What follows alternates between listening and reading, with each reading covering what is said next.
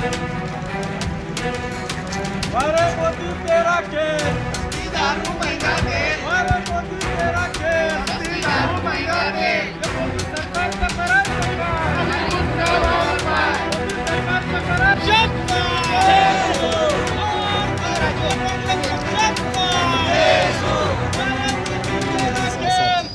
दारू महंगा दे, दारू महंगा दे, दारू महंगा दे।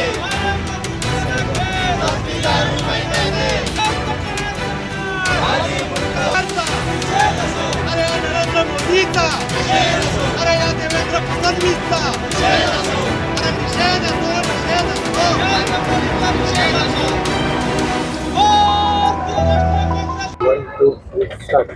आज देशभरामध्ये गॅस सिलेंडरचे भाव मोठ्या प्रमाणात वाढलेले आहे। काँग्रेस सरकारचं जे परराष्ट्रीय धोरण होतं की त्या धोरणाला पूर्ण मातीमोल करण्याचं काम भाजप सरकारनं केलेलं आहे। नोटबंदीच्या काळामध्ये बँकेसमोर रांगा, कोरोनासारख्या आजारामध्ये ऑक्सिजनसाठी रांगा आणि आज गॅस सिलेंडरसाठी रांगा, अशी सर्वसामान्यावर ही परिस्थिती या भाजप सरकारनं आणून ठेवलेली आहे।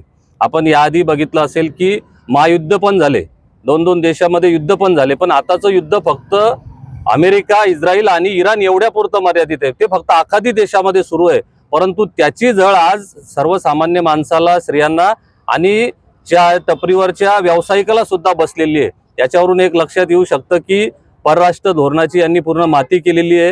हा तांदूळ शितावरून भाताची परीक्षा काही करायला हरकत नाही। हा तांदूळ पूर्ण या भाजप सरकारनं जो भात शिजवला होता तो पूर्ण सडलेला आहे आणि जे 10-12 वर्षातलं यांचं काम आहे, त्यांनी अर्थव्यवस्था इतकी कमकुवत केलेली आहे की ते हळूहळू समोर या माध्यमातून समोर यायला लागलेलं आहे। आपण लक्षात घेतलं पाहिजे।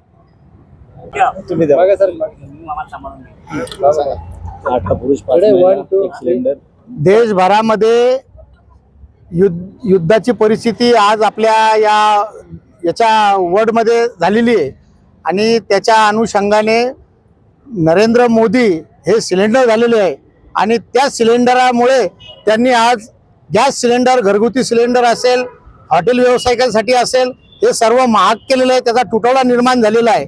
आज आपल्या या देशामध्ये घरगुती गॅसचे भाव इतके मोठे वाढवून ठेवलेले आहे आणि तुटवडा पण सुद्धा या ठिकाणी झालेला आहे। नरेंद्र मोदी हे एका नाल्यामधून गॅस तयार करून त्यांनी चहा विकलेली आहे। तर आमची त्यांना विनंती आहे की ते एवढे मोठे वैज्ञानिक आहे, तर त्यांनी प्रत्येक घराघरामध्ये या ठिकाणी गॅस सिलेंडरमध्ये नालीच्या माध्यमातून गॅस सिलेंडर भरून दिला पाहिजे। त्यांच्या कार्यकर्त्यांना हे काम दिलेलं पाहिजे।